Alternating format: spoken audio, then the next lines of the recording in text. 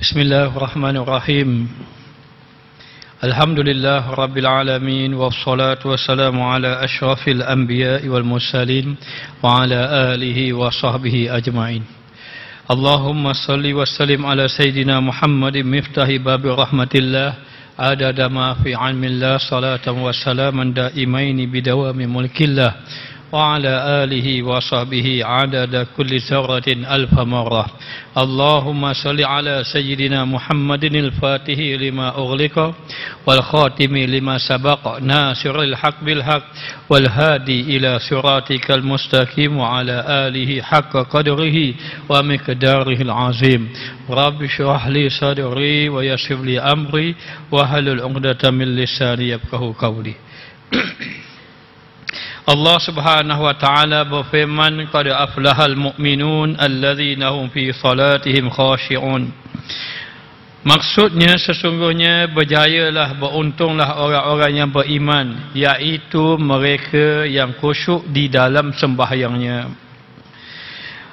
Tentang kekhusyukan ini, di antara para ulama ada yang menjadikannya sebagai sebahagian daripada pekerjaan-pekerjaan hati. Maka kekhusyukan yang didatangkan yang dibawa oleh ulama-ulama sufi, kekhusyukan di dalam sembahyang itu adalah merasa takut kepada Allah Subhanahu wa taala. Maka dikatakan bahawa seorang yang khusyuk di dalam sembahyang datang di dalam hatinya merasa takut kepada Allah, sehingga dia sudah tidak memandang yang lain ketika sembahyang, apa-apa yang berkaitan dengan perkara yang selain daripada akhirat. Maka inilah yang dimasukkan dalam satu hadis, an ta'budallaha ka'annaka tarahu fa illam takun tarahu fa innahu yaraka. Kamu beribadah kepada Allah seolah-olah kamu melihat Allah. Seandainya kamu tidak merasa kamu melihat Allah, maka ketahuilah, biar kamu rasa kamu diperhati oleh Allah Subhanahu wa taala. Maka kekhusyukan ini adalah mendatangkan rasa takut ketika beribadah kepada Allah Subhanahu wa taala dalam mengerjakan sembahyang. Namun demikian, ulama itu perbahasan daripada ulama sufi, ulama tasawuf, ulama-ulama fiqh mendatangkan khusyuk secara zahir. Seperti khusyuk itu apabila seorang itu sembahyang, maka tubuh badannya itu tetap tidak bergerak ke kiri kanan, hanya memandang kepada tempat sujud. Kemudian ketika mana ia sembahyang, dia memahami apa yang ia baca. Ketika mana dia sebut Alhamdulillah Rabbil Alamin, maka di dalam hatinya mendatangkan segala puja dan puji bagi Allah Tuhan sekalian alam. Ar-Rahmanir Rahim, yang pemurah lagi maha mengasihani, sampai kepada akhirnya at-tahiyatul mubarakatus salawatut thayyibatu lillah. Segala kehormatan, segala kemuliaan, segala keberkatan bagi Allah Subhanahu wa taala. Maka dia mendatangkan apa yang ia baca supaya dia faham dan dia menyibukkan dengan perkara itu. Maka sebahagiannya mengatakan itu sudah khusyuk mengikut kedudukan orang. Maknanya secara kesimpulan, seorang yang khusyuk di dalam sembahyang berusaha sedaya upaya ketika mana dia sembahyang tidak menyibukkan kepada urusan yang selain daripada akhirat. Adapun dia menyibukkan urusan akhirat, sehingga ada ulama mengatakan ketika aku berdiri, aku merasakan di bawah tapak kakiku ada siratal mustaqim, di hadapannya ada neraka, di kiri kanan adanya syurga, di belakang ada malaikat maut. Sehingga aku merasakan bahawa itulah sembahyangku yang terakhir. Maka kata ulama, menyibukkan diri di dalam hati mengenai akhirat ketika sembahyang masih lagi termasuk di dalam kekhusyukan sembahyang mengikut kadar-kadar yang tertentu. Ulama sufi tasawuf antaranya Imam Al-Ghazali dan ulama-ulama yang lain, kekhusyukan di dalam sembahyang membawa perasaan takut kepada Allah Subhanahu wa taala. Ketika mana dia berdiri, dia mengetahui di hadapan siapa yang dia berdiri. Maka ketika itu sudah pasti dia tidak mengambil berat yang lain, hanya menumpukan di hadapan Rabbul Jalal Jalla Jalaluh, yakni di hadapan Allah Subhanahu wa taala. Sebahagian yang lain menjadikan sebagai sebahagian daripada pekerjaan anggota badan. Ulama sufi membahaskan pekerjaan khusyuk, pekerjaan hati. Ulama fiqh membahaskan pekerjaan khusyuk adalah pekerjaan anggota badan. Maka yang dikatakan khusyuk ini adalah pandangan ulama fiqh. Ingat kedua-duanya benar. Kedua-duanya benar. Lalu dikatakan bahawa seperti apa? Seperti tenang ketika mana beribadah, ketika berdiri dengan tegak. Para sahabat Nabi, mereka sembahyang tengah hari di hadapan Kaabah, burung tenggek atas kepala. Maka dikatakan burung itu menyangka bagaikan pagar di atas kepala sahabat Nabi. Nak kabur berdiri sahabat Nabi macam ke pagar, duduk tegak begitu. Maknanya, maka dikatakan khusyuk adalah ketenangan, yakni tidak berpaling dan tidak bersenda-senda ataupun tidak bermain-main ketika mengerjakan solat. Mereka berpendapat, mereka berselisih pandangan, berbeza pendapat tentang kekhusyukan, tetapi adakah dan selain itu adakah ia ini menjadi fardu dalam sembahyang, tak khusyuk tidak sah, ataupun dia sebagai keutamaan afdal saja, tak khusyuk pun sah sembahyang. Itu pula dibahas oleh para ulama. Maka mengenai khusyuk ini kedua-duanya benar. Maka dari segi zahir memandang kepada anggota yang tenang, sembahyang tetap tubuh badan. Tetapi dari segi batin, yakni mendatangkan rasa takut dengan menyibukkan diri, menyibukkan hati dengan perkara yang berkaitan dengan akhirat, ataupun hanya memikirkan dia dengan Allah Subhanahu wa taala. Maka yang berpegang dengan pendapat yang pertama itu macam mana, yang mengatakan rasa takut itu, lalu Allah Ta'ala mengatakan bahawa orang yang sembahyang itu, Allah berfirman, aqimis salata li zikri, dirikanlah sembahyang dalam keadaan mengingati aku. Dengan arti kata ingat kepada Allah tu dalam keadaan zikir. Dan lawan pada zikir ingat, lawan pada ingat itu lalai. Sebab itu Allah Ta'ala berfirman, wala takun minal ghafilin, jangan kamu jadi orang yang lalai. Maka dikatakan bahawa apabila kita sembahyang berdasarkan kepada ayat ini, orang yang takut pada Allah dia pasti ingat Allah. Maka katanya sembahyang itu khusyuk membawa kepada ingat kepada Allah. Namun berdasar ayat ini, ulama fiqh kata begini, aqimis salata li zikri, dirikanlah sembahyang dalam keadaan kamu ingat aku. Maka berdasarkan hadis yang lain, ada orang yang dapat penuh, ada orang yang dapat 1/2, ada yang dapat 1/3, ada yang dapat 1/5, ada yang dapat 1/8. Maka berdasarkan itu menunjukkan bahawa sembahyang seseorang itu dikira banyak mana dia ingat kepada Allah. Banyak mana dia ingat. Mungkin pada rakaat pertama Fatihah ingat sikit, masa rakaat ingat sikit, yang lain lalai. Naik rakaat kedua balik ingat balik pada Allah. Aqimis salata li zikri, dirikan sembahyang dalam keadaan kamu mengingati Allah. Mengingati Allah itu mengatakan bahawa Allah mengikut ingat kamu kepada Allah. Ini pandangan ulama fiqh. Ulama sufi berbeza. Apa bezanya? Satu hari Imam Syafi'i ini bertemu dengan gurunya Syaiban. Syaiban ra'i, Syaiban pengembala kambing. Dia gembala kambing, tapi dia ini guru musyrik kepada Imam Syafi'i. Lalu Syaiban kata, "Hei Syafi'i, mari sini. Kamu pergi sana." Imam Syafi'i pergi sana. "Kamu buat begini." Imam Syafi'i buat begini. Orang kata Imam Syafi'i ini kalau duduk di depan Syaiban macam budak-budak, sedangkan ia imam besar. Siapa Syaiban ini? Sampai Imam Syafi'i begitu. Sampailah Imam Ahmad Ibn Hanbal, anak murid dia yang alim, bertanya Imam Syafi'i. Imam Syafi'i kata, "Kamu tidak mengenali Syaiban. Kalau kamu berjumpa dengannya, kamu tidak akan dapat mendengar kecuali perkataan yang baik-baik daripada dia." Maka datanglah Imam Ahmad Ibn Hanbal dengan Imam Syafi'i di hadapan Syaiban. Kata Imam Syafi'i, "Wahai Ahmad, wahai Imam Ahmad, bertanyalah kepada Syaiban." Imam Ahmad tengok gembala kambing nak tanya benda. Kalau ulama boleh tahan juga nak tanya. Maka dia tanyalah satu soalan mudah-mudah sahaja.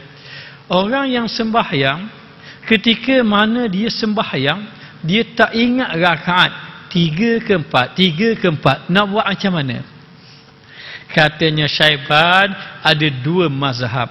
Nak ikut mazhab aku ke nak ikut mazhab kamu? Imam Ahmad terkejut, 2 mazhab. Mazhab aku macam mana? Mazhab kamu macam mana? Kata Syaiban, ada pun di dalam mazhab kamu.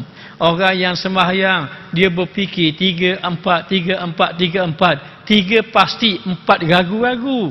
Maka al-yakinu, 3 pas yakin, 4 ragu-ragu. Al-yakinu la yuzalu bisyak. Yakin tidak dapat dihilang dengan syak. Ambil yang yakin. Maka 3 memang 3, 4 tak pasti lagi. Maka ketika dia ragu 3, 4, ambil 3. Maka tambahlah 1 rakaat dan sujud sahwi. Oh, betul lah. Dah mazhab kamu? Kata Syaiban, ada pun mazhab aku, orang itu sembahyang tidak sah. Orang itu sembahyang tidak sah. Dia adalah orang yang lalai kepada Allah. Dia berhak mendapat azab daripada Allah. Terkejut Imam Ahmad. Ada riwayat kata Imam Ahmad pengsan. Maknanya itu pandangan ulama sufi. Kita, depan kita bukan ahli sufi belaka. Buat sufi ada. Maka kita dengan menghukum secara umum dari segi sah sembahyang, mana-mana yang menepati rukun, tidak ada yang membatalkan sembahyang, tidak ada perkara yang membatalkan wuduk ketika sembahyang kamu dikira sah. Dikira sah apabila kamu sudah mencapai pembersihan hati, makam kamu semakin tinggi sampai kepada muqarrabin. Ada pun lalai itu jadi tidak sah apabila orang sudah dekat kepada Allah Subhanahu wa taala. Baik. Maka dikatakan, kenapa Allah Ta'ala sebut wala takun minal ghafilin, jangan kamu jadi orang yang lalai. Al-Imam Baihaqi meriwayatkan hadis daripada Ibnu Sirin, katanya, saya diberitahu bahawa ketika ketika Rasulullah sallallahu alaihi wasallam sembahyang, satu ketika pernah Rasulullah sembahyang, tiba-tiba baginda mengangkat pandangannya ke langit. Tengok ni Rasulullah sembahyang, Rasulullah pandang ke langit. Ketika itu turun suratul Al-A'raf ayat 205, wala takum minal ghafilin, ya Muhammad, ya Rasulullah, jangan kamu jadi orang yang lalai. Maka kata ulama, ayat ini diturun kerana Rasulullah sembahyang, ketika itu pandangan Rasulullah ke langit. Sebenarnya Rasulullah orang yang paling khusyuk. Teguran itu adalah teguran untuk ummah Nabi Muhammad sallallahu alaihi wasallam. Sebenarnya kalau Rasulullah pandang ke atas, Rasulullah pandang bawah, tepi kanan, Rasulullah tetap khusyuk. Bahkan Rasulullah menyatakan di dalam hadis yang lain, inni arakum min wara'i zahri idza raka'tum wa idza sajadtum. Kata Rasulullah, aku mengetahui apa yang kamu lakukan di belakang aku ketika mana engkau rakaat, ketika mana engkau sujud. Bayangkanlah, Rasulullah ketika rakaat, dia tahu sahabat dia buat benda apa belakang.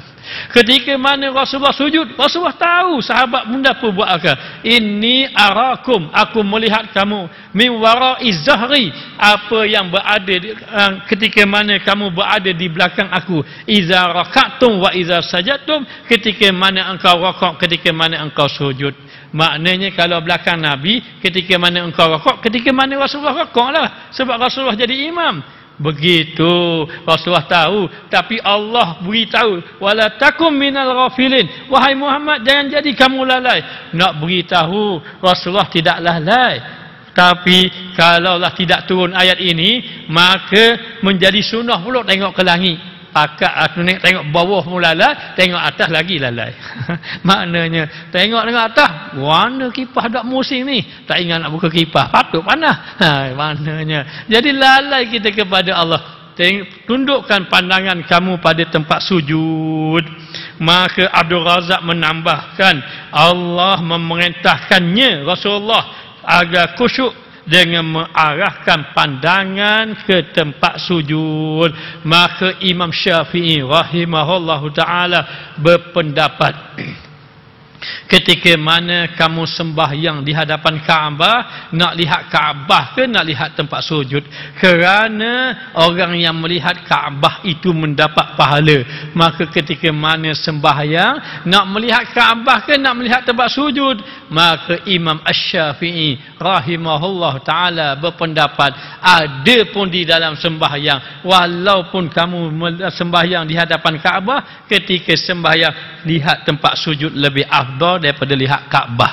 Tetapi lepas sembahyang, lihat Kaabah lebih afdal daripada melihat tempat lain.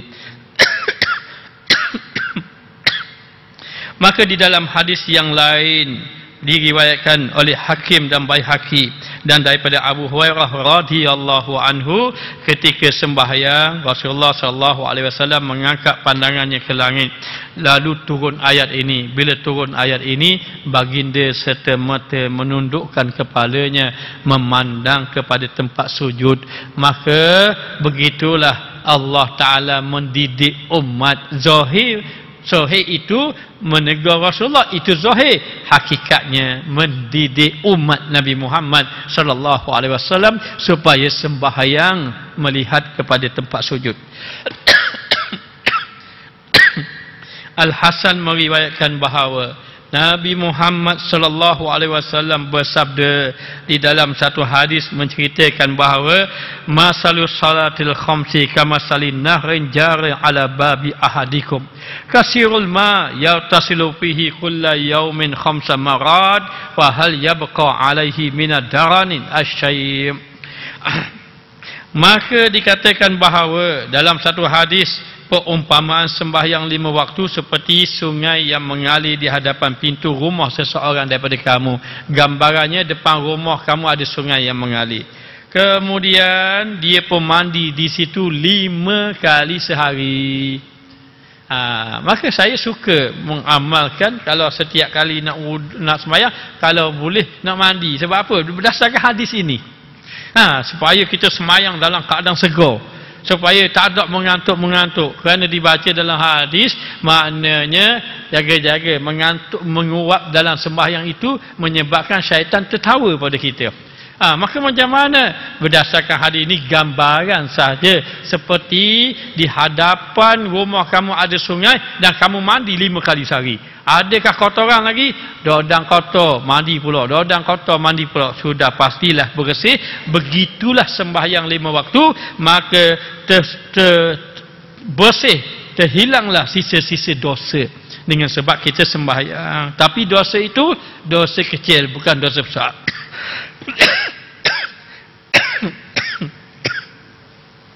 Artinya sembahyang 5 waktu itu menyucikan dosa dan tidak meninggalkan sisa sedikit pun selain daripada dosa-dosa besar. Dosa-dosa besar para jemaah kita kena taubat nasuha. Contoh, boleh jadi pernah minum arak. Ini contoh je. Pernah minum arak ke, pernah berzina ke, pernah apa lagi, berjudi ke, dosa-dosa besar ni. Satu hari Nabi menangis. Datang malaikat Jibril. Kenapa menangis? Aku ingat umat aku, kata Rasulullah. Maka aku ingat umat aku ini, aku bimbang dimasukkan dalam neraka. Malaikat Jibril beritahu pada Allah, Lalu malaikat Jibril pun beritahu pada Rasulullah, Allah berkata tentang umatmu, kalau umatmu buat dosa banyak sekalipun, tiba-tiba dia bertaubat 1 bulan, terus Allah ampun semua sekali. Rasulullah kata 1 bulan tu bimbang, lama lagi umat aku 1 bulan. Takut dalam 1 bulan tu dia terjebak balik. Lalu diberitahu lagi oleh malaikat Jibril 1 minggu. 1 minggu pun Rasulullah tak puas hati lagi. Lalu kata 1 hari. 1 hari pun Rasulullah tak puas hati lagi. Lalu dikatakan 1 jam.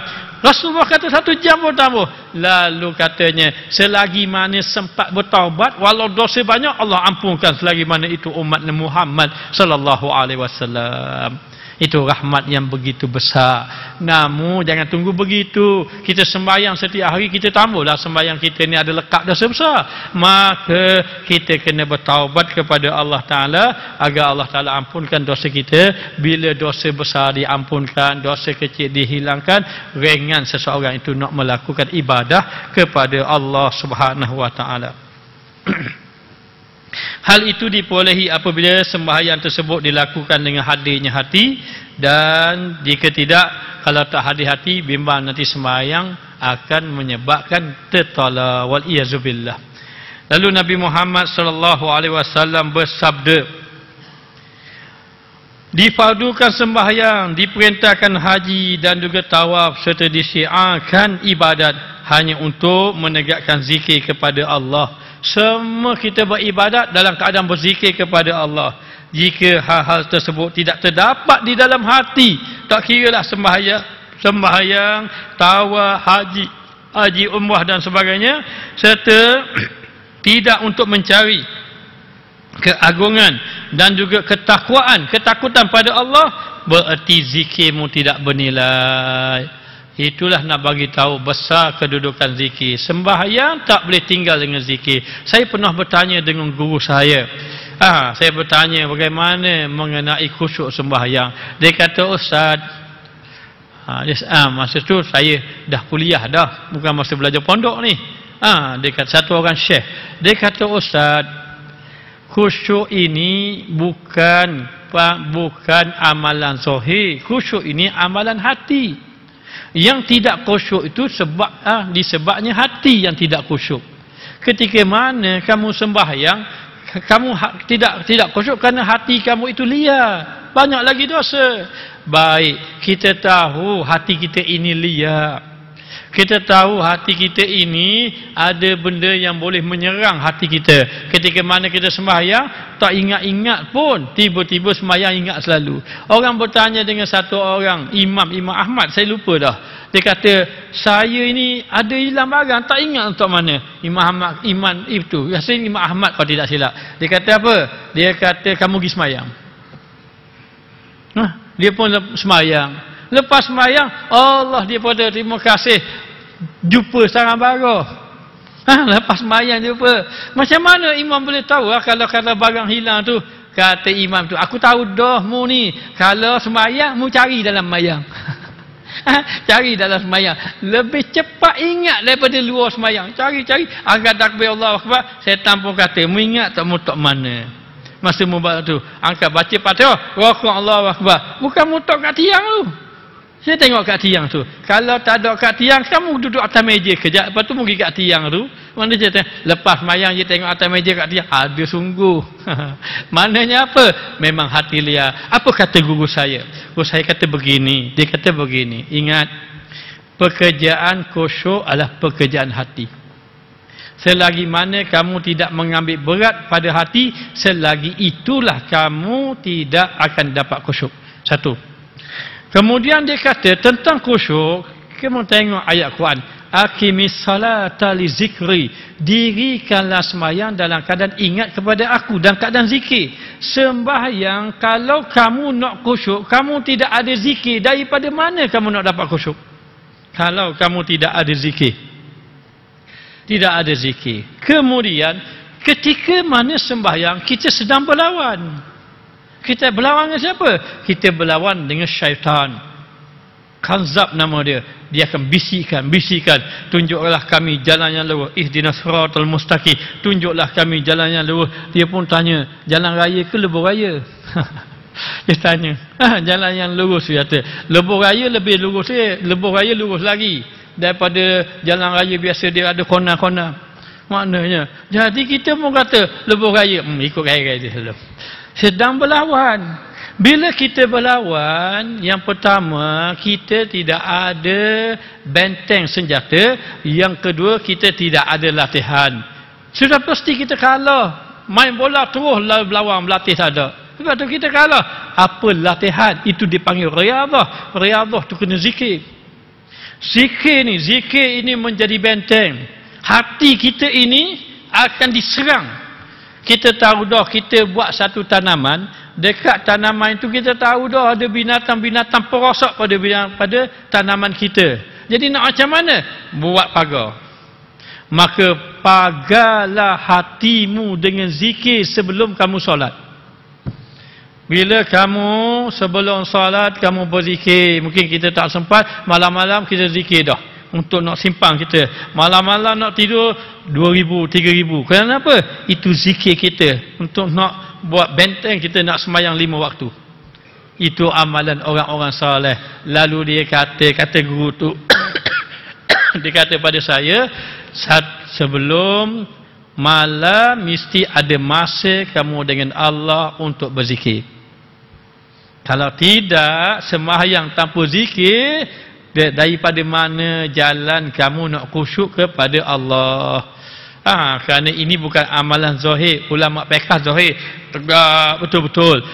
Tapi ulama sufi kata, ikat hati kamu dengan zikir supaya sembahyang kamu mendatangkan khusyuk kepada Allah Subhanahu wa taala.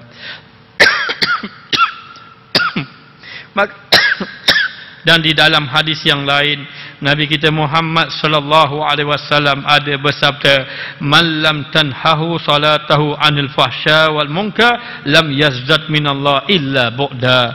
Barang siapa yang sembahyangnya tidak dapat mencegah keji dan munkar, dia sembahyang tak dapat jaga lidah. Dia sembahyang dia tak dapat menjaga perbuatan dia yang zalim tadi, ataupun dia sembahyang dia kekal buat maksiat. Lalu sembahyang itu bukan semakin dekat, dia semakin jauh dengan Allah Ta'ala. Jangan sampai kita ahli solat tapi kita juga jenis orang yang buat maksiat. Wal-iyazubillah. Jangan sampai kita orang solat tapi kita lepas sembahyang sama je dengan orang tak pergi masjid. Dari segi percakapan kita, nak kata-kata, nak mendapa ni, nak kutuk orang, nak tuduh orang. Kita orang masjid pergi sembahyang, kita beribadat, sembahyang jemaah, tapi tak ada beza dengan orang yang tak pergi. Yang tak pergi itu. Jadi mana yang mencegah? Tidak akan sama sebenarnya orang yang pergi masjid dengan tidak pergi masjid. Orang yang pergi masjid, orang yang beriman oleh kepada Allah. Allah akui sendiri, innama ya'muru masajidallah man amana billahi wal yaumil akhir. Orang yang pergi ke masjid ini, Allah sendiri kata, orang yang benar-benar beriman kepada Allah. Nak tengok orang itu keimanan dia setinggi mana, tengok dia pergi ke masjid ke tidak. Kalau dia ulang alik ke masjid, itu tanda ada keimanan tinggi. Kalau orang tu tak berapa pergi ke masjid, kurang iman dia. Sebab itu Allah sebut, innama ya'muru masajidallah, orang yang makmurkan masjid-masjid Allah, man amana billahi wal yaumil akhir, adalah orang yang benar-benar beriman dengan Allah dan hari akhirat. Tapi nak tengok macam mana? Tengok amalan dia, perbuatan dia. Wa khaliqin nas bi khuluqin hasanin. Kamu kena bergaul dengan orang dengan akhlak yang baik. Tetapi tidak dapat mencegah daripada perbuatan keji dan munkar, bermakna semakin jauh daripada Allah. Inna salata tanha anil fahsya'i wal munkar. Sesungguhnya sembahyang itu dapat mencegah daripada perbuatan keji dan munkar. Ingat para jemaah, jangan kita terlibat dengan menuduh orang. Jangan kita terlibat dengan buruk sangka pada orang. Jangan kita terlibat dengan perkara-perkara yang melibatkan orang lain seperti fitnah dan seumpamanya, nanti membawa sembahyang kita tidak memberi manfaat. Waliyazubillah.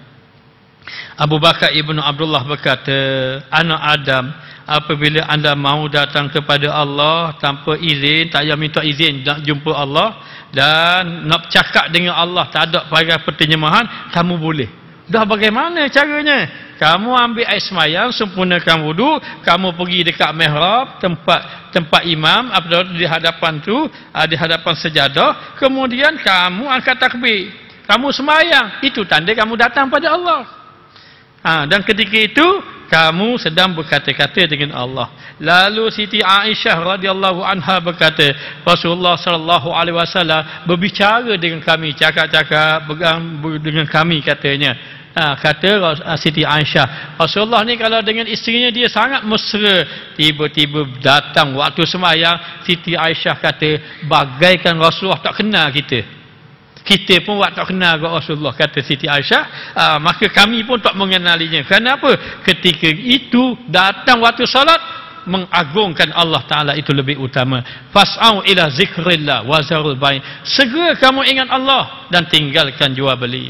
Nabi Muhammad sallallahu alaihi wasallam bersabda, Allah tidak memandang solat orang yang tidak menghadirkan kalbu bersama badannya. Lalu dalam satu hadis, Allah tidak memandang, la yanzurullah ila salatin la yahdur rajulu fiha qalbahu ma'a badanih. Allah Ta'ala tidak memandang sembahyang yang lelaki itu tidak hadir hatinya. Maka angkat takbir, tak ingat langsung. Dulu pernah datang, Ustaz macam mana sembahyang saya? Berapa? Saya angkat takbir, sudah tahiyat akhir. Baru sedar. Tak tahu berapa rakaat, tapi baik sembahyang beriman. Kalau saya main seorang, tahu berapa rakaat tahu kata. Dah, lepas tu saya pun tak tahu, saya baca Fatihah kedok. Astagfirullahaladzim. Dia mari jumpa, dia tak ingat dia baca Fatihah kedok. Sedar tahiyat akhir. Sedar tahiyat akhir. Allah, bahaya begitu. Hati rasa mana tak sedap. Kalau tak sedap, tak apa, sembahyang semula. Mayam mula pun gitu juga. Bahaya begitu. Jangan sampai begitu. Wala takum minal ghafilin. Tak, macam mana kita kena kembali kepada Allah, bertaubat, hidupkan zikir. Zikir setiap hari. InsyaAllah hilang penyakit waswas, hilang penyakit mana lalai kepada Allah Subhanahu wa ta'ala.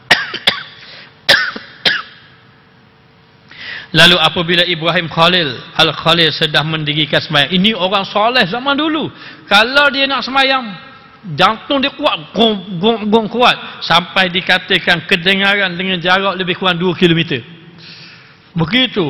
Maknanya, tak pernah dengar ke kisah bagaimana anak kepada Fudail bin Iyad. Ketika mana Fudail bin Iyad sembahyang, anak dia jadi makmum. Fudail bin Iyad, dia baca ayat tentang azab. Anak dia jatuh, tengok-tengok mati dalam sembahyang.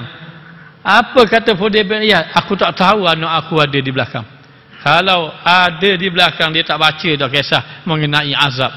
Mati. Begitu orang-orang dahulu, hati mereka betul-betul takut kepada Allah Subhanahu wa ta'ala. Sa'id At-Tanuki apabila mendirikan sembahyang, Sa'id ini kalau dia sembahyang, dia angkat takbir, dia akan menangis sampai habis sembahyang. Angkat takbir, air mata keluar sama. Habis sampai basah janggut dia. Begitulah tiap kali dia sembahyang. Namanya Sa'id At-Tanuki. Maknanya orang-orang soleh. Dan Rasulullah sallallahu alaihi wasallam pula dalam satu cerita yang lain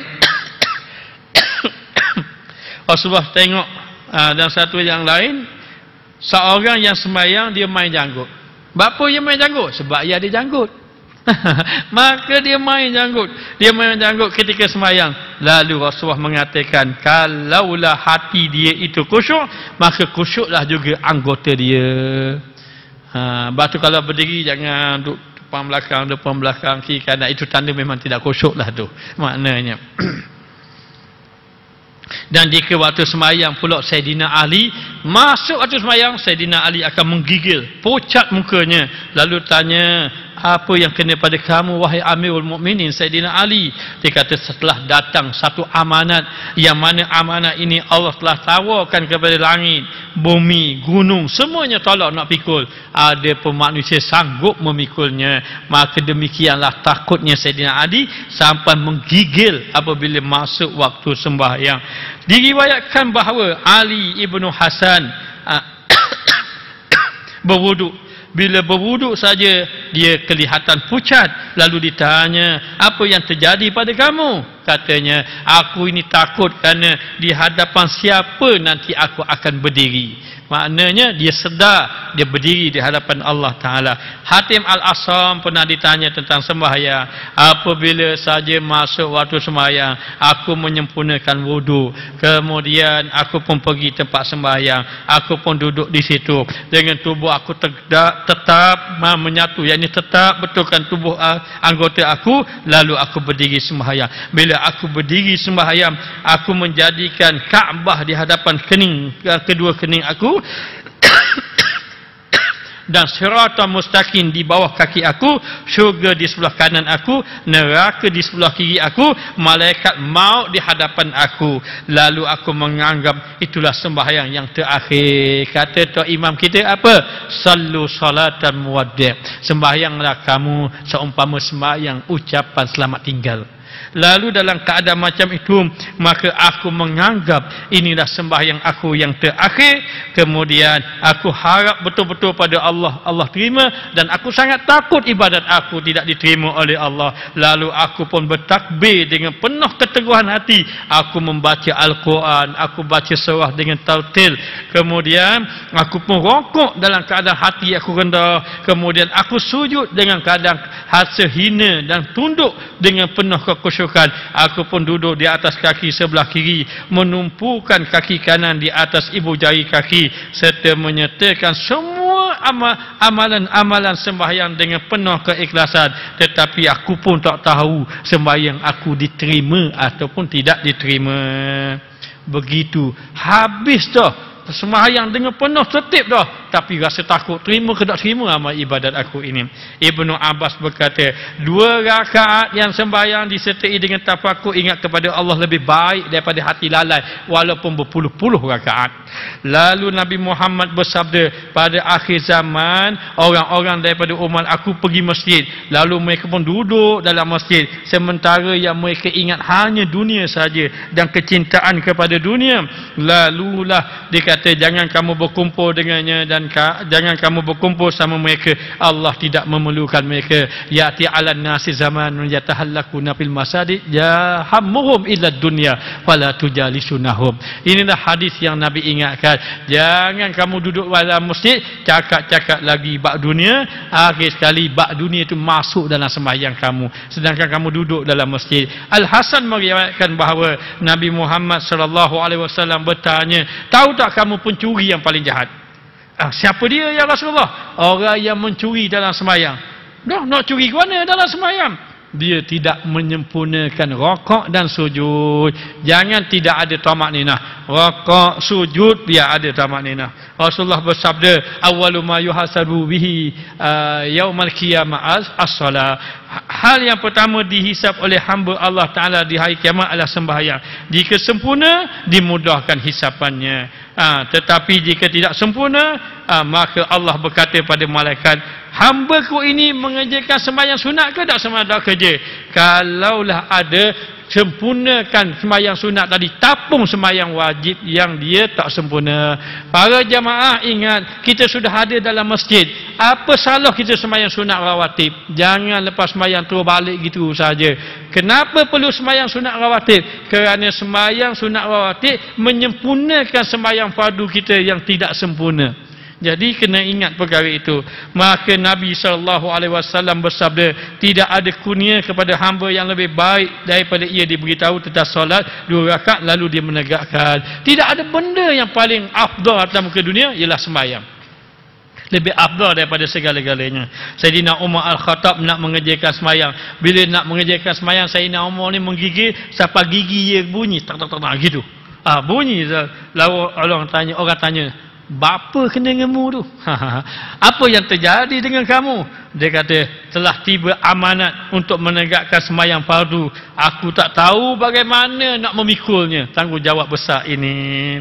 Khalaf Ibnu Ayyub mengerjakan sembahyang. Tiba-tiba ada satu binatang kumbang yang besar sengat dia sampai keluar darah. Dia tak rasa sembahyang macam biasa. kita gatal sikit pun gelesoh kita maknanya. Kaki aku sujud dan aku garu je katanya. Maka ini dia sembahyang kena sengat binatang sampai berdarah ketika itu, tapi dia tidak merasakan. Lalu lepas sembahyang orang pun kata, darah dekat pakaian kamu. Dia pun pergi bersihkan pakaian dia tadi.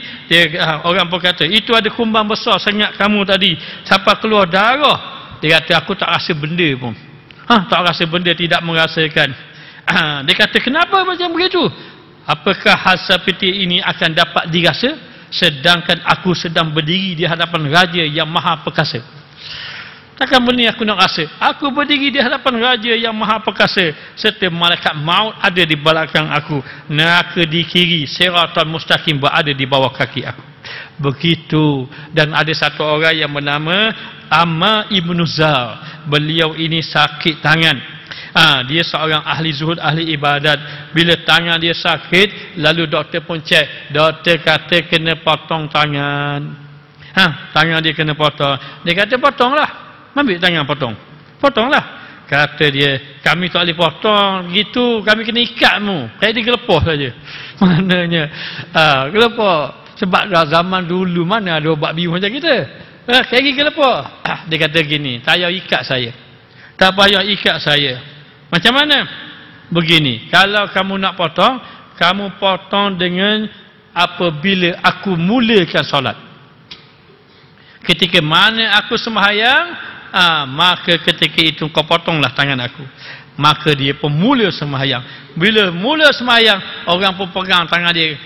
Gaji ke benda tak tahu lah. Potong tangan dia. Potong tangan dia. Lepas sembahyang tengok tangan dia sudah tak ada. Tanya macam mana? Aku tak rasa sakit sikit pun. Sebab apa? Sebab berdiri di hadapan Allah. Begitu juga kalau tidak silap nama Sa'id Ibn Musayyab. Sa'id Ibn Musayyab ini, beliau ini ahli ibadat. Lalu satu ketika beliau punya kaki kena potong. Lalu ketika mana kaki dia nak kena potong, kata atibak, kata doktor-doktor, tak ada jalan lain. Jalan lain. Kalau kamu nak, kami ada buat satu herba makanan, makan kamu pensan. Dia kata tak payah. Ketika aku sembahyang, memotonglah kaki aku. Maka terpotonglah kakinya. Dia tak rasa apa-apa. Begitulah. Orang-orang khusyuk. Moga-moga Allah Ta'ala kurniakan khusyuk kita dalam solat. Wallahu a'lam. Rabbana zalamna anfusana wa illam taghfir lana wa tarhamna lanakunanna minal khasirin. Allahumma alimna ma jahilna, Allahumma rizqna ilman nafi'an wa rizqna fahman tayyiba. Wa sallallahu ala sayidina Muhammad wa ala alihi wa sahbihi wasallam. Walhamdulillahi rabbil alamin. Wallahu a'lam.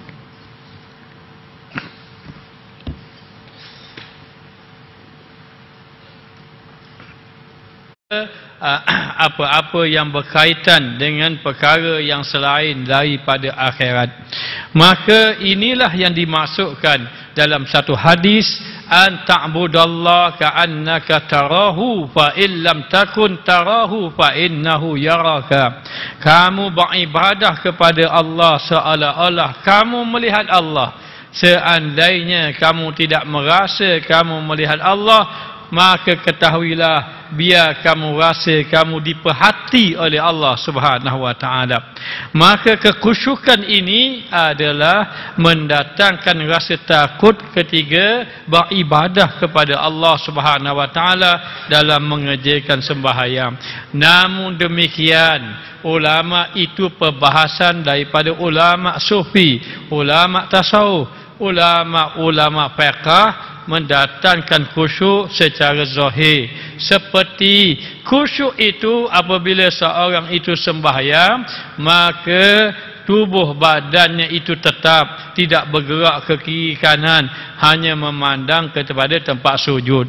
Kemudian ketika mana ia sembahyang, dia memahami apa yang ia baca. Ketika mana dia sebut Alhamdulillah Rabbil Alamin, maka di dalam hatinya mendatangkan segala puja dan puji bagi Allah Tuhan sekalian alam.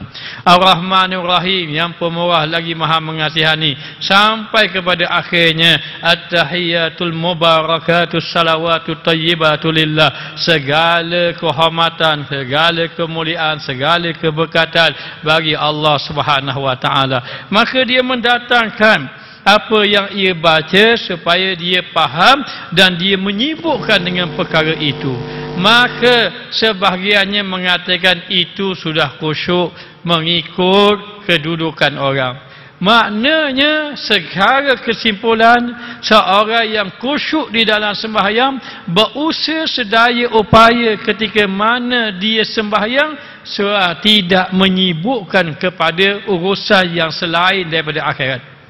Adapun dia menyibukkan urusan akhirat, sehingga ada ulama mengatakan ketika aku berdiri aku merasakan di bawah tapak kakiku ada siratal mustaqim, di hadapannya ada neraka, di kiri kanan adanya syurga, di belakang ada malaikat maut, sehingga aku merasakan bahawa itulah sembahyangku yang terakhir. Maka kata ulama, menyibukkan diri di dalam hati mengenai akhirat ketika sembahyang masih lagi termasuk di dalam kekhusyukan sembahyang. Mengikut kadar-kadar yang tertentu, ulama sufi tasawuf antaranya Imam Al-Ghazali dan ulama-ulama yang lain, kekhusyukan di dalam sembahyang membawa perasaan takut kepada Allah Subhanahu wa taala.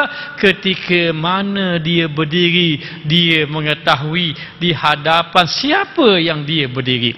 Maka ketika itu sudah pasti dia tidak mengambil berat yang lain, hanya menumpukan di hadapan Rabbul Jalal Jalla Jalaluh, yakni di hadapan Allah Subhanahu wa taala. Sebahagian yang lain menjadikan sebagai sebahagian daripada pekerjaan anggota badan. Ulama sufi membahaskan pekerjaan khusyuk, pekerjaan hati. Ulama fiqh membahaskan pekerjaan khusyuk adalah pekerjaan anggota badan. Maka yang dikatakan khusyuk ini adalah pandangan ulama fiqh. Ingat kedua-duanya benar. Kedua-duanya benar. Lalu dikatakan bahawa seperti apa? Seperti tenang ketika mana beribadah, ketika berdiri dengan tegak. Para sahabat Nabi, mereka sembahyang tengah hari di hadapan Kaabah, burung tenggek atas kepala. Maka dikatakan burung itu menyangka bagaikan pagar di atas kepala sahabat Nabi. Nak kabur berdiri sahabat Nabi macam ke pagar, duduk tegak begitu. Maknanya, maka dikatakan khusyuk adalah ketenangan, yakni tidak berpaling dan tidak bersenda-senda ataupun tidak bermain-main ketika mengerjakan solat. Mereka berpendapat, mereka berselisih pandangan, berbeza pendapat tentang kekhusyukan, tetapi adakah dan selain itu adakah ini menjadi fardu dalam sembahyang, tak khusyuk tidak sah, ataupun dia sebagai keutamaan afdal saja, tak khusyuk pun sah sembahyang. Itu pula dibahas oleh para ulama. Maka mengenai khusyuk ini kedua-duanya benar. Maka dari segi zahir memandang kepada anggota yang tenang, sembahyang tetap tubuh badan, tetapi dari segi batin, yakni mendatangkan rasa takut dengan menyibukkan diri, menyibukkan hati dengan perkara yang berkaitan dengan akhirat, ataupun hanya memikirkan dia dengan Allah Subhanahu wa taala. Maka yang berpegang dengan pendapat yang pertama itu macam mana, yang mengatakan rasa takut itu, lalu Allah Ta'ala mengatakan bahawa orang yang sembahyang itu, Allah berfirman, aqimis salata li zikri, dirikanlah sembahyang dalam keadaan mengingati aku. Dengan arti kata, ingat kepada Allah tu dalam keadaan zikir. Dan lawan pada zikir ingat, lawan pada ingat itu lalai. Sebab itu Allah Ta'ala berfirman, wala takun minal ghafilin, jangan kamu jadi orang yang lalai. Maka dikatakan bahawa apabila kita sembahyang berdasarkan kepada ayat ini, orang yang takut pada Allah dia pasti ingat Allah. Maka katanya sembahyang itu khusyuk membawa kepada ingat kepada Allah. Namun berdasar ayat ini, ulama fiqh kata begini, aqimis salata li zikri, dirikanlah sembahyang dalam keadaan kamu ingat aku. Maka berdasarkan hadis yang lain, ada orang yang dapat penuh, ada orang yang dapat 1/2, ada yang dapat 1/3, ada yang dapat 1/5, ada yang dapat 1/8. Maka berdasarkan itu menunjukkan bahawa sembahyang seseorang itu dikira banyak mana dia ingat kepada Allah. Banyak mana dia ingat. Mungkin pada rakaat pertama Fatihah ingat sikit, masa rakaat ingat sikit, yang lain lalai. Naik rakaat kedua balik ingat balik pada Allah. Hakimis salata li zikri, dirikan sembahyang dalam keadaan kamu mengingati Allah. Mengingati Allah itu mengatakan bahawa Allah mengikut ingat kamu kepada Allah. Ini pandangan ulama fiqh. Ulama sufi berbeza. Apa bezanya? Satu hari Imam Syafi'i ini bertemu dengan gurunya Syaiban. Syaiban ra'i, Syaiban pengembala kambing. Dia gembala kambing, tapi dia ini guru musyrik kepada Imam Syafi'i. Lalu Syaiban kata, "Hei Syafi'i, mari sini. Kamu pergi sana." Imam Syafi'i pergi sana. "Kamu buat begini." Imam Syafi'i buat begini. Orang kata Imam Syafi'i ini kalau duduk di depan Syaiban macam budak-budak, sedangkan ia imam besar. Siapa Syaiban ini? Sampai Imam Syafi'i begitu. Sampailah Imam Ahmad Ibn Hanbal, anak murid dia yang alim, bertanya Imam Syafi'i. Imam Syafi'i kata, kamu tidak mengenali Syaiban. Kalau kamu berjumpa dengannya, kamu tidak akan dapat mendengar kecuali perkataan yang baik-baik daripada dia. Maka datanglah Imam Ahmad Ibn Hanbal dengan Imam Syafi'i di hadapan Syaiban. Kata Imam Syafi'i, "Wahai Ahmad, wahai Imam Ahmad," bertanyalah kepada Syaiban. Imam Ahmad tengok gembala kambing, nak tanya benda. Kalau ulama boleh tahan juga nak tanya. Maka dia tanyalah satu soalan mudah-mudah sahaja. Orang yang sembahyang, ketika mana dia sembahyang, dia tak ingat rakaat 3 ke 4, nak buat macam mana? Katanya Syaiban, ada 2 mazhab. Nak ikut mazhab aku ke nak ikut mazhab kamu? Imam Ahmad terkejut, 2 mazhab. Mazhab aku macam mana? Mazhab kamu macam mana? Kata Syaiban, ada pun di dalam mazhab kamu orang yang sembahyang, dia berfikir 3, 4, 3, 4, 3, 4. 3 pasti, 4 ragu-ragu. Maka al-yakinu, 3 pas yakin, 4 ragu-ragu. Al-yakinu la yuzalu bisyak. Yakin tidak dapat dihilang dengan syak. Ambil yang yakin. Maka 3 memang 3, 4 tak pasti lagi. Maka ketika dia ragu 3, 4, 3, 4, ambil 3. Maka tambahlah 1 rakaat dan sujud sahwi. Oh, betul lah. Dah mazhab kamu? Kata Syaiban, ada pun mazhab aku, orang itu sembahyang tidak sah. Orang itu sembahyang tidak sah. Dia adalah orang yang lalai kepada Allah. Dia berhak mendapat azab daripada Allah. Terkejut Imam Ahmad. Ada riwayat kata Imam Ahmad pensan. Maknanya itu pandangan ulama sufi. Kita, depan kita bukan ahli sufi belaka. Buat sufi ada. Maka kita dengan menghukum secara umum dari segi sah sembahyang, mana-mana yang menepati rukun, tidak ada yang membatalkan sembahyang, tidak ada perkara yang membatalkan wuduk ketika sembahyang kamu dikira sah. Dikira sah apabila kamu sudah mencapai pembersihan hati, makam kamu semakin tinggi sampai kepada muqarrabin. Ada pun lalai itu jadi tidak sah apabila orang sudah dekat kepada Allah Subhanahu wa taala. Baik.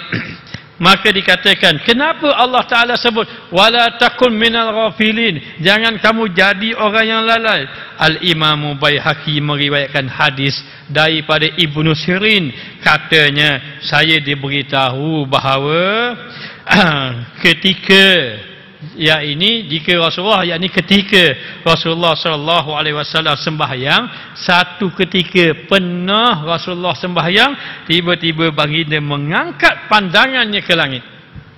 Tengok-tengok, ni Rasulullah Rasulullah sembahyang, Rasulullah pandang ke langit. Ketika itu turun suratul Al-A'raf ayat 205, wala takum minal ghafilin. Ya Muhammad, ya Rasulullah, jangan kamu jadi orang yang lalai. Maka kata ulama, ayat ini diturun kerana Rasulullah sembahyang ketika itu pandangan Rasulullah ke langit. Sebenarnya Rasulullah orang yang paling khusyuk. Teguran itu adalah teguran untuk ummah Nabi Muhammad SAW. Sebenarnya kalau Rasulullah pandang ke atas, Rasulullah pandang bawah, tepi kanan, Rasulullah tetap khusyuk. Bahkan Rasulullah menyatakan di dalam hadis yang lain, inni arakum min wara'i zahri idza raka'tum wa idza sajadtum. Kata Rasulullah, aku mengetahui apa yang kamu lakukan di belakang aku ketika mana engkau rakaat, ketika mana engkau sujud. Bayangkanlah, Rasulullah ketika rakaat dia tahu sahabat dia buat benda apa belakang. Ketika mana Rasulullah sujud, Rasulullah tahu sahabat benda apa buat akal. Inni arakum, aku melihat kamu, min wara'i zahri, apa yang berada ketika mana kamu berada di belakang aku. Iza raka'tum wa iza sajadtum, ketika mana engkau rakaat, ketika mana engkau sujud. Maknanya kalau belakang Nabi, ketika mana engkau rakaat, ketika mana Rasulullah rakaat lah. Sebab Rasulullah jadi imam. Begitu Rasulullah tahu, tapi Allah beritahu, wala takum minal ghafilin. Wahai Muhammad, jangan jadi kamu lalai. Nak beritahu Rasulullah tidak lalai. Tapi kalaulah tidak turun ayat ini, maka menjadi sunnah pula tengok ke langit. Pakat tengok bawah mula lalai, tengok atas lagi lalai. Maknanya tengok atas, warna kipas dak musim ni, tak ingat nak buka kipas, patut panas. Maknanya jadi lalai kita kepada Allah. Tundukkan pandangan kamu pada tempat sujud. Maka Abdul Razak menambahkan, Allah memerintahkannya Rasulullah agar khusyuk dengan mengarahkan pandangan ke tempat sujud. Maka Imam Syafi'i rahimahullahu ta'ala berpendapat, ketika mana kamu sembahyang di hadapan Kaabah, nak lihat Kaabah ke nak lihat tempat sujud? Kerana orang yang melihat Kaabah itu mendapat pahala. Maka ketika mana sembahyang, nak melihat Kaabah ke nak melihat tempat sujud? Maka Imam Asy-Syafi'i rahimahullah ta'ala berpendapat, ada pun di dalam sembahyang, walaupun kamu sembahyang di hadapan Kaabah, ketika sembahyang lihat tempat sujud lebih afdal daripada lihat Kaabah. Tetapi lepas sembahyang, lihat Kaabah lebih afdal daripada melihat tempat lain. Maka di dalam hadis yang lain diriwayatkan oleh Hakim dan Baihaqi dan daripada Abu Hurairah radhiyallahu anhu, ketika sembahyang Rasulullah sallallahu alaihi wasallam mengangkat pandangannya ke langit, lalu turun ayat ini. Bila turun ayat ini, baginda serta-merta menundukkan kepalanya memandang kepada tempat sujud. Maka begitulah Allah Ta'ala mendidik umat. Zahir itu menegur Rasulullah, itu zahir. Hakikatnya mendidik umat Nabi Muhammad sallallahu alaihi wasallam supaya sembahyang melihat kepada tempat sujud. Al-Hasan meriwayatkan bahawa Nabi Muhammad sallallahu alaihi wasallam bersabda di dalam satu hadis menceritakan bahawa masalus salatil khamsi kamasalin nahrin jari ala babi ahadikum kasirul ma yatasilu fihi kulla yaumin khamsa marad wa hal yabqa alaihi minad daranin asyai'. Maka dikatakan bahawa dalam satu hadis, perumpamaan sembahyang 5 waktu seperti sungai yang mengalir di hadapan pintu rumah seseorang daripada kamu. Gambarannya, depan rumah kamu ada sungai yang mengalir. Kemudian dia pun mandi di situ 5 kali sehari. Maka saya suka mengamalkan, kalau setiap kali nak sembahyang, kalau boleh nak mandi. Sebab apa? Berdasarkan hadis ini. Supaya kita sembahyang dalam keadaan segar, supaya tak ada mengantuk-mengantuk. Kerana dibaca dalam hadis, maknanya jaga-jaga mengantuk, menguap dalam sembahyang itu menyebabkan syaitan tertawa pada kita. Maka macam mana? Berdasarkan hadis ini gambaran saja. Seperti di hadapan rumah kamu ada sungai dan kamu mandi 5 kali sehari. Adakah kotoran lagi? Dodang kotor, mandi pula. Dodang kotor, mandi pula. Sudah pastilah bersih. Begitulah sembahyang 5 waktu. Maka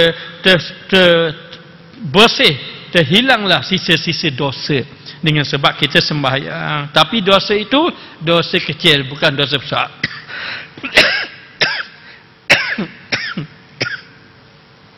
Artinya sembahyang 5 waktu itu menyucikan dosa dan tidak meninggalkan sisa sedikit pun selain daripada dosa-dosa besar. Dosa-dosa besar para jemaah kita kena taubat nasuha. Contoh, boleh jadi pernah minum arak. Ini contoh je. Pernah minum arak ke, pernah berzina ke, pernah apa lagi, berjudi ke, dosa-dosa besar ni. Satu hari Nabi menangis.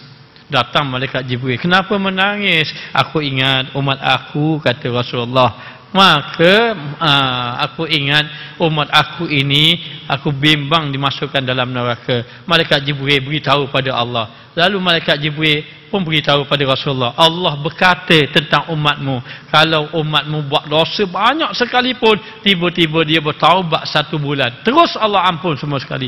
Rasulullah kata 1 bulan tu bimbang, lama lagi umat aku 1 bulan. Takut dalam 1 bulan tu dia terjebak balik. Lalu diberitahu lagi oleh malaikat Jibril 1 minggu. 1 minggu pun Rasulullah tak puas hati lagi. Lalu kata 1 hari. 1 hari pun Rasulullah tak puas hati lagi. Lalu dikatakan 1 jam. Rasulullah kata 1 jam pun tambah. Lalu katanya, selagi mana sempat bertaubat, walau dosa banyak, Allah ampunkan selagi mana itu umat Muhammad sallallahu alaihi wasallam. Itu rahmat yang begitu besar.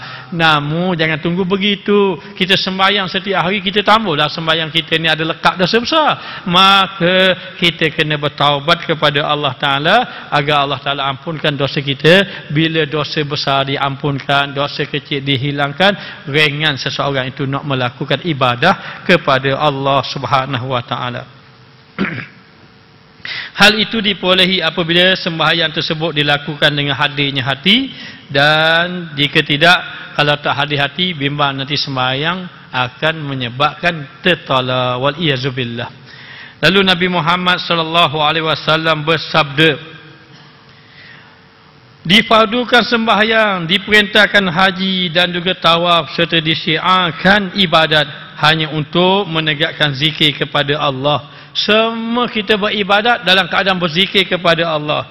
Jika hal-hal tersebut tidak terdapat di dalam hati, tak kiralah sembahyang, tawaf, haji umrah dan sebagainya, serta tidak untuk mencari keagungan dan juga ketakutan pada Allah, bererti zikirmu tidak bernilai. Itulah nak bagi tahu besar kedudukan zikir. Sembahyang tak boleh tinggal dengan zikir. Saya pernah bertanya dengan guru saya. Saya bertanya bagaimana mengenai khusyuk sembahyang. Dia kata, Ustaz, masa tu saya dah kuliah dah, bukan masa belajar pondok ni. Dia kata, satu orang syekh. Dia kata, Ustaz, khusyuk ini bukan amalan zahir. Khusyuk ini amalan hati. Yang tidak khusyuk itu disebabnya hati yang tidak khusyuk. Ketika mana kamu sembahyang, kamu tidak khusyuk kerana hati kamu itu liar, banyak lagi dosa. Baik, kita tahu hati kita ini liar. Kita tahu hati kita ini ada benda yang boleh menyerang hati kita. Ketika mana kita sembahyang, tak ingat-ingat pun, tiba-tiba sembahyang ingat selalu. Orang bertanya dengan satu orang, Imam Ahmad, saya lupa dah. Dia kata, saya ini ada hilang barang, tak ingat untuk mana. Imam itu, rasanya Imam Ahmad kalau tidak silap. Dia kata apa? Dia kata, kamu pergi sembahyang. Dia pun sembahyang. Lepas sembahyang, Allah dia pada terima kasih, jumpa sarang barang. Lepas sembahyang jumpa. Macam mana imam boleh tahu kalau barang hilang tu? Kata imam tu, aku tahu dah mu ni, kalau sembahyang mu cari dalam sembahyang. Cari dalam sembahyang, lebih cepat ingat daripada luar sembahyang. Cari angkat takbir Allahu Akbar, setan pun kata, mu ingat tak mu tok mana? Masa mu tu angkat baca Fatihah, rukuk Allahu Akbar, bukan mu tok kat tiang tu. Saya tengok kat tiang tu. Kalau tak ada kat tiang, kamu duduk atas meja kejap. Lepas tu pergi kat tiang tu. Mana je lepas mayang je tengok atas meja kat tiang. Ada sungguh. Maknanya apa? Memang hati liar. Apa kata guru saya? Guru saya kata begini. Dia kata begini. Ingat, pekerjaan khusyuk adalah pekerjaan hati. Selagi mana kamu tidak mengambil berat pada hati, selagi itulah kamu tidak akan dapat khusyuk. Satu. Kemudian dia kata tentang khusyuk, kamu tengok ayat Quran, aqimis salata li zikri, dirikanlah sembahyang dalam keadaan ingat kepada aku dan keadaan zikir. Sembahyang kalau kamu nak khusyuk, kamu tidak ada zikir, daripada mana kamu nak dapat khusyuk? Kalau kamu tidak ada zikir. Tidak ada zikir. Kemudian ketika mana sembahyang kita sedang berlawan. Kita berlawan dengan siapa? Kita berlawan dengan syaitan. Kanzab nama dia. Dia akan bisikan. Tunjuklah kami jalan yang lurus. Ihdinas siratal mustaqim. Tunjuklah kami jalan yang lurus. Dia pun tanya, jalan raya ke lebuh raya? Dia tanya, jalan yang lurus, dia kata. Lebuh raya lebih lurus dia. Lebuh raya lurus lagi daripada jalan raya biasa, dia ada kona-kona. Maknanya, jadi kita pun kata lebuh raya, ikut gaya-gaya dia selalu. Sedang berlawan. Bila kita berlawan, yang pertama, kita tidak ada benteng senjata. Yang kedua, kita tidak ada latihan. Sudah pasti kita kalah. Main bola terus berlawan, berlatih tak ada. Sebab tu kita kalah. Apa latihan? Itu dipanggil riyadhah. Riyadhah tu kena zikir. Zikir ini menjadi benteng. Hati kita ini akan diserang. Kita tahu dah, kita buat satu tanaman, dekat tanaman itu kita tahu dah ada binatang-binatang perosak pada tanaman kita. Jadi nak macam mana? Buat pagar. Maka pagarlah hatimu dengan zikir sebelum kamu solat. Bila kamu sebelum solat kamu berzikir, mungkin kita tak sempat, malam-malam kita zikir dah. Untuk nak simpang kita. Malam-malam nak tidur 2,000, 3,000. Kenapa? Itu zikir kita. Untuk nak buat benteng kita nak sembahyang 5 waktu. Itu amalan orang-orang soleh. Lalu dia kata guru tu, dia kata pada saya, sebelum malam mesti ada masa kamu dengan Allah untuk berzikir. Kalau tidak, sembahyang tanpa zikir, daripada mana jalan kamu nak khusyuk kepada Allah? Kerana ini bukan amalan zahir. Ulama fiqh zahir tegak betul-betul. Tapi ulama sufi kata, ikat hati kamu dengan zikir supaya sembahyang kamu mendatangkan khusyuk kepada Allah Subhanahu wa taala. Dan di dalam hadis yang lain, Nabi kita Muhammad sallallahu alaihi wasallam ada bersabda, "Man lam tanhahu salatahu anil fahsya wal munkar, lam yazdad minallah illa bu'da." Barang siapa yang sembahyangnya tidak dapat mencegah keji dan munkar, dia sembahyang tak dapat jaga lidah. Dia sembahyang dia tak dapat menjaga perbuatan dia yang zalim tadi, ataupun dia sembahyang dia kekal buat maksiat. Lalu sembahyang itu bukan semakin dekat, dia semakin jauh dengan Allah Ta'ala. Jangan sampai kita ahli solat tapi kita juga jenis orang yang buat maksiat. Waliyazubillah. Jangan sampai kita orang solat tapi kita lepas sembahyang sama je dengan orang tak pergi masjid. Dari segi percakapan kita, nak kata-kata, nak mendapa ni, nak kutuk orang, nak tuduh orang. Kita orang masjid pergi sembahyang, kita beribadat, sembahyang jemaah, tapi tak ada beza dengan orang yang tak pergi. Yang tak pergi itu. Jadi mana yang mencegah? Tidak akan sama sebenarnya orang yang pergi masjid dengan tidak pergi masjid. Orang yang pergi masjid, orang yang beriman oleh kepada Allah. Allah akui sendiri, innama ya'muru masajidallah man amana billahi wal yaumil akhir. Orang yang pergi ke masjid ini, Allah sendiri kata, orang yang benar-benar beriman kepada Allah. Nak tengok orang itu keimanan dia setinggi mana, tengok dia pergi ke masjid ke tidak. Kalau dia ulang-alik ke masjid, itu tanda ada keimanan tinggi. Kalau orang tu tak berapa pergi ke masjid, kurang iman dia. Sebab itu Allah sebut, innama ya'muru masajidallah, orang yang makmurkan masjid-masjid Allah, man amana billahi wal yaumil akhir, adalah orang yang benar-benar beriman dengan Allah dan hari akhirat. Tapi nak tengok macam mana? Tengok amalan dia, perbuatan dia. Wa khaliqin nas bi khuluqin hasanin. Kamu kena bergaul dengan orang dengan akhlak yang baik. Tetapi tidak dapat mencegah daripada perbuatan keji dan mungkar, bermakna semakin jauh daripada Allah. Inna salata tanha anil fahsya'i wal munkar. Sesungguhnya sembahyang itu dapat mencegah daripada perbuatan keji dan mungkar. Ingat para jemaah, jangan kita terlibat dengan menuduh orang. Jangan kita terlibat dengan buruk sangka pada orang. Jangan kita terlibat dengan perkara-perkara yang melibatkan orang lain seperti fitnah dan seumpamanya, nanti membawa sembahyang kita tidak memberi manfaat. Waliyazubillah. Abu Bakar Ibnu Abdullah berkata, anak Adam, apabila anda mau datang kepada Allah tanpa izin, tak payah minta izin nak jumpa Allah dan nak cakap dengan Allah, tak ada pakai perterjemahan, kamu boleh. Dah bagaimana caranya? Kamu ambil air semayang, sempurnakan wudu, kamu pergi dekat mihrab, tempat imam, di hadapan tu, di hadapan sejadah, kemudian kamu angkat takbir, kamu semayang, itu tanda kamu datang pada Allah.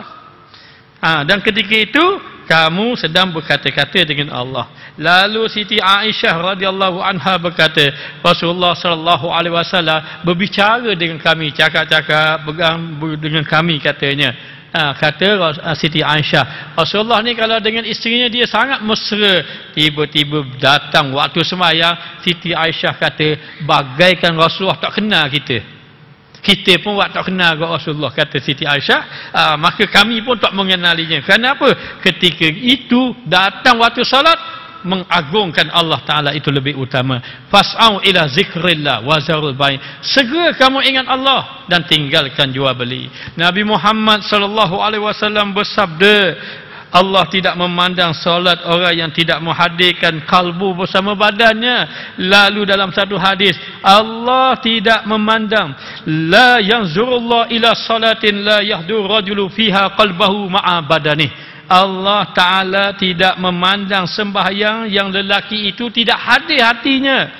Maka angkat takbir, tak ingat langsung. Dulu pernah datang, Ustaz macam mana sembahyang saya? Berapa? Saya angkat takbir, sudah tahiyat akhir. Baru sedar. Tak tahu berapa rakaat, tapi baik sembahyang beriman. Kalau saya main seorang, tahu berapa rakaat tahu kata. Dah, lepas tu, saya pun tak tahu, saya baca Fatihah ke tak? Astagfirullahaladzim. Dia mari jumpa, dia tak ingat dia baca Fatihah ke tak. Sedar tahiyat akhir. Sedar tahiyat akhir. Allah, bahaya begitu. Hati kat sana tak sedap. Kalau tak sedap, tak apa, sembahyang semula. Sembahyang mula pun gitu juga. Bahaya begitu. Jangan sampai begitu. Wala takum minal ghafilin. Macam mana kita kena kembali kepada Allah, bertaubat, hidupkan zikir. Zikir setiap hari. InsyaAllah hilang penyakit waswas, hilang penyakit mana lalai kepada Allah Subhanahu wa ta'ala. Lalu apabila Ibrahim Al-Khalil sedang mendirikan sembahyang. Ini orang soleh zaman dulu. Kalau dia nak sembahyang, jantung dia kuat, gong kuat. Sampai dikatakan kedengaran dengan jarak lebih kurang 2 km. Begitu.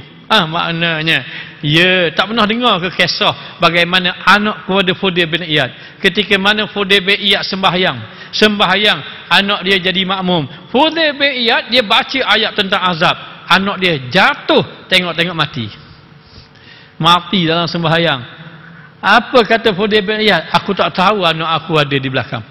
Kalau ada di belakang, dia tak baca dah kisah mengenai azab. Mati. Begitu orang-orang dahulu, hati mereka betul-betul takut kepada Allah Subhanahu wa ta'ala.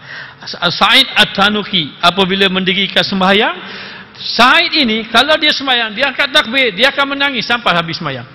Angkat takbir, air mata keluar sama. Habis sampai basah janggut dia. Begitulah tiap kali dia sembahyang. Namanya Sa'id At-Tanuki. Maknanya orang-orang soleh. Dan Rasulullah sallallahu alaihi wasallam pula dalam satu cerita yang lain Rasulullah tengok dalam satu yang lain seorang yang sembahyang dia main janggut. Bapa dia main janggut? Sebab dia ada janggut. Maka dia main janggut. Dia main janggut ketika sembahyang. Lalu Rasulullah mengatakan, kalaulah hati dia itu khusyuk, maka khusyuklah juga anggota dia. Lepas tu kalau berdiri jangan duduk depan belakang, kiri kanan. Itu tanda memang tidak khusyuk lah tu. Maknanya. Dan jika waktu sembahyang pula Saidina Ali masuk waktu sembahyang, Saidina Ali akan menggigil, pucat mukanya, lalu tanya, apa yang kena pada kamu wahai Amirul Mukminin Saidina Ali? Dia kata, setelah datang satu amanat, yang mana amanat ini Allah telah tawarkan kepada langit, bumi, gunung, semuanya tolak nak pikul, ada pun manusia sanggup memikulnya. Maka demikianlah takutnya Saidina Ali sampai menggigil apabila masuk waktu sembahyang. Diriwayatkan bahawa Ali ibnu Hasan berwuduk. Bila berwuduk saja dia kelihatan pucat. Lalu ditanya, apa yang terjadi pada kamu? Katanya, aku ini takut kerana di hadapan siapa nanti aku akan berdiri. Maknanya dia sedar dia berdiri di hadapan Allah Ta'ala. Hatim Al-Asam pernah ditanya tentang sembahyang. Apabila saja masuk waktu sembahyang, aku menyempurnakan wudu. Kemudian aku pun pergi tempat sembahyang. Aku pun duduk di situ. Dengan tubuh aku tetap menyatu. Yang ini tetap betulkan tubuh anggota aku. Lalu aku berdiri sembahyang. Bila aku berdiri sembahyang, aku menjadikan Kaabah di hadapan kedua kening aku. Dan siratan mustaqim di bawah kaki aku, syurga di sebelah kanan aku, neraka di sebelah kiri aku, malaikat maut di hadapan aku. Lalu aku menganggap itulah sembahyang yang terakhir. Kata tok imam kita apa? Sallu salatan muwaddi'. Sembahyanglah kamu seumpama sembahyang ucapan selamat tinggal. Lalu dalam keadaan macam itu, maka aku menganggap inilah sembahyang aku yang terakhir. Kemudian aku harap betul-betul pada Allah, Allah terima, dan aku sangat takut ibadat aku tidak diterima oleh Allah. Lalu aku pun bertakbir dengan penuh keteguhan hati. Aku membaca Al-Quran, aku baca surah dengan tartil. Kemudian aku pun rokok dalam keadaan hati aku rendah. Kemudian aku sujud dengan keadaan rasa hina dan tunduk dengan penuh kekhusyukan. Aku pun duduk di atas kaki sebelah kiri, menumpukan kaki kanan di atas ibu jari kaki, serta menyertakan semua amalan-amalan sembahyang dengan penuh keikhlasan. Tetapi aku pun tak tahu sembahyang aku diterima ataupun tidak diterima. Begitu habis dah sembahyang dengan penuh tertib dah, tapi rasa takut terima ke tak terima amal ibadat aku ini. Ibnu Abbas berkata, 2 rakaat yang sembahyang disertai dengan tafakur ingat kepada Allah lebih baik daripada hati lalai walaupun berpuluh-puluh rakaat. Lalu Nabi Muhammad bersabda, pada akhir zaman orang-orang daripada umat aku pergi masjid, lalu mereka pun duduk dalam masjid sementara yang mereka ingat hanya dunia saja dan kecintaan kepada dunia. Lalulah kata, jangan kamu berkumpul dengannya dan jangan kamu berkumpul sama mereka. Allah tidak memerlukan mereka. Ya'ti 'alan nasi zamanun yatahallakuna fil masajid yahammuhum illa dunya fala tujalisunahum. Inilah hadis yang Nabi ingatkan. Jangan kamu duduk dalam masjid cakap-cakap lagi bab dunia. Akhir sekali bab dunia itu masuk dalam sembahyang kamu, sedangkan kamu duduk dalam masjid. Al-Hasan meriwayatkan bahawa Nabi Muhammad sallallahu alaihi wasallam bertanya, tahu tak kamu pencuri yang paling jahat? Siapa dia ya Rasulullah? Orang yang mencuri dalam sembahyang. Dah nak curi ke mana dalam sembahyang? Dia tidak menyempurnakan rokok dan sujud. Jangan tidak ada tamak ninah. Rokok, sujud, biar ada tamak ninah. Rasulullah bersabda, awwalu ma yuhasabu bihi yaumal qiyamah as-salah. Hal yang pertama dihisap oleh hamba Allah Ta'ala di hari kiamat adalah sembahyang. Jika sempurna, dimudahkan hisapannya. Tetapi jika tidak sempurna, maka Allah berkata pada malaikat, hamba-Ku ini mengerjakan sembahyang sunat ke tak sembahyang kerja? Kalaulah ada, sempurnakan sembahyang sunat tadi, tapung sembahyang wajib yang dia tak sempurna. Para jamaah ingat, kita sudah ada dalam masjid, apa salah kita sembahyang sunat rawatib? Jangan lepas sembahyang terus balik gitu saja.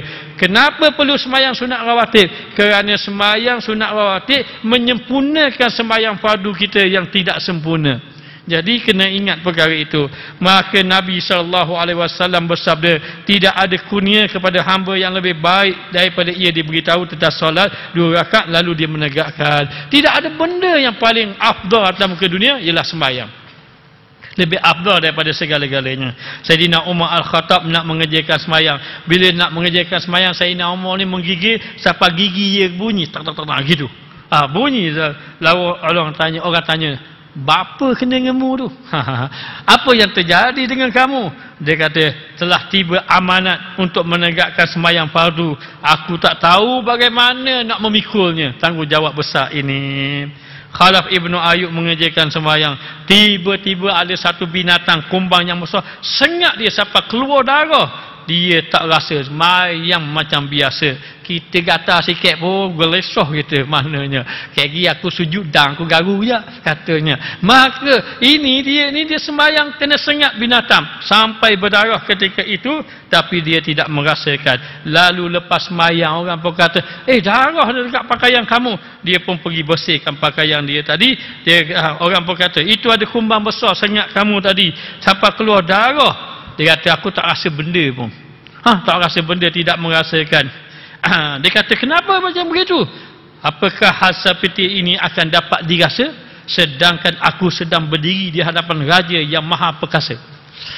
Takkan benda aku nak rasa? Aku berdiri di hadapan Raja yang Maha Perkasa, serta malaikat maut ada di belakang aku, neraka di kiri, siratal mustaqim berada di bawah kaki aku. Begitu. Dan ada satu orang yang bernama Amma Ibnu Zar. Beliau ini sakit tangan. Dia seorang ahli zuhud, ahli ibadat. Bila tangan dia sakit, lalu doktor pun cek. Doktor kata kena potong tangan. Tangan dia kena potong. Dia kata potonglah. Ambil tangan potong. Potonglah. Kata dia, kami tak boleh potong gitu, kami kena ikatmu. Kayak dia gelepah saja. Maknanya gelepah. Sebab zaman dulu mana ada obat bius macam kita. Kayak gini gelepah. Dia kata gini, tak payah ikat saya. Tak payah ikat saya. Macam mana? Begini, kalau kamu nak potong, kamu potong dengan apabila aku mulakan solat. Ketika mana aku sembahyang, maka ketika itu kau potonglah tangan aku. Maka dia pun mula sembahyang. Bila mula sembahyang, orang pun pegang tangan dia. Gaji ke benda tak tahu lah. Potong tangan dia. Potong tangan dia. Lepas sembahyang tengok tangan dia sudah tak ada. Tanya macam mana? Aku tak rasa sakit sikit pun. Sebab apa? Sebab berdiri di hadapan Allah. Begitu juga kalau tidak silap nama Sa'id Ibnu Musayyab. Sa'id Ibnu Musayyab ini, beliau ini ahli ibadat. Lalu satu ketika beliau punya kaki kena potong. Lalu ketika mana kaki dia nak kena potong, kata atibak, kata doktor-doktor, tak ada dah jalan lain. Jalan lain. Kalau kamu nak, kami ada buat satu herba makanan, makan kamu pensan. Dia kata tak payah. Ketika aku sembahyang, memotonglah kaki aku. Maka terpotonglah kakinya. Dia tak rasa apa-apa. Begitulah orang-orang khusyuk. Moga-moga Allah Ta'ala kurniakan khusyuk kita dalam solat. Wallahu a'lam. Rabbana zalamna anfusana wa illam taghfir lana wa tarhamna lanakunanna minal khasirin. Allahumma alimna ma jahilna, Allahumma ghfirna ilman nafi'an wa rizqna fahman thayyiba. Wa sallallahu ala sayidina Muhammad wa ala alihi wa sahbihi wa sallam. Walhamdulillahi rabbil alamin. Wallahu a'lam.